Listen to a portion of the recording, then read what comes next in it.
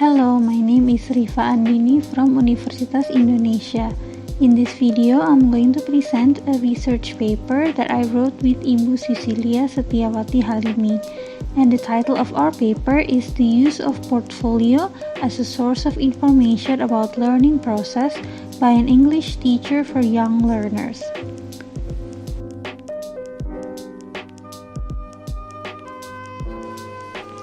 Our research is closely related to alternative assessments, which are said to be suitable for young language learners. However, alternative assessments are rarely used by language teachers from all educational levels.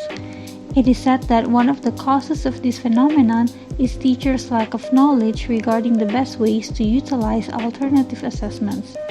So it is very important to conduct research that explores this issue. And for our research, we chose to focus on portfolio as one of the forms of alternative assessments. The main problem of this research is how can an English teacher for young learners use portfolio as a source of information about learning process? This main problem is divided into three focuses, which are related to how portfolio can be used in identifying young learners' weaknesses, strengths, and needs, and in designing effective teaching practices for them, and also how an English teacher for young learners perceives the practice of using portfolio as a source of information. Now we're moving on to the research methods. Information about the type, the participant, the location, and the time of this research can be seen on the screen. Now I'd like to explain more about the portfolio that we used in the research. The portfolio is based on the concept of process dossier, which is basically a tool that is used to store all of learners' work so that the teacher can monitor their progress. Due to COVID-19, we had to use two forms of portfolio, which are the physical portfolio that we used when offline classes were still possible, and the digital portfolio, which we used after COVID-19 hit Jakarta, Indonesia. Now you're looking at the research procedures and the instruments used in every stage. As you can see, the research began with the initial interview, which was followed by the training session.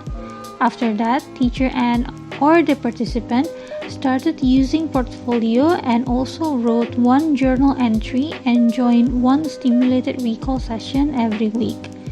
After 10 weeks, we conducted the final interview. And when all the data had been gathered, we began analyzing the data. Data analysis reveals teacher N's portfolio usage pattern, which you can see on the left. Portfolio helped her identify young learners' weaknesses, strengths, and needs when she started exploring a topic. Then the identification helped her design effective teaching practices for the learners. As she continued exploring the topic, portfolio helped her monitor and identify more weaknesses, strengths, and needs. Portfolio also helped her decide whether it was necessary to continue exploring the topic or have it concluded. Regarding teacher N's perception about using portfolio as a source of information about learning process, we found that she has a positive perception even though she also experienced technical difficulties and had to do more work. We also found several issues that can be discussed. Theories about the benefits of using portfolio for teachers are confirmed by this research. However, we were also able to provide more information about how to utilize portfolio. We also found that portfolio works better when it is used alongside other forms of assessment, such as observation and conference. As I have mentioned before, our participant has a positive perception and achieved generally positive results regarding portfolio. Based on the relevant literature, this can be linked to several factors, which are the class size, teachers' beliefs, teachers' knowledge, the portfolio implementation system, and portfolio's position in teachers' perspectives. Digital portfolio and distance learning, which became more common in the pandemic era, create new challenges for language teachers for young learners, as using digital tools and implementing distance learning are normally not very common in the context of young language learners. The last issue is related to young learners' reading and writing skills. We found that Portfolio can help language teachers support young learners during the process of developing the two skills, which is a crucial process in their language development.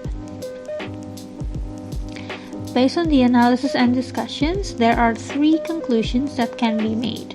The first one is that Portfolio can help teachers identify learners' weaknesses, strengths, and needs as they begin exploring a topic and monitor learners' developments throughout the exploration process. Portfolio is proven to be helpful for teachers who are supporting young learners in developing their reading and writing skills, but it works better when it's used alongside other forms of assessment.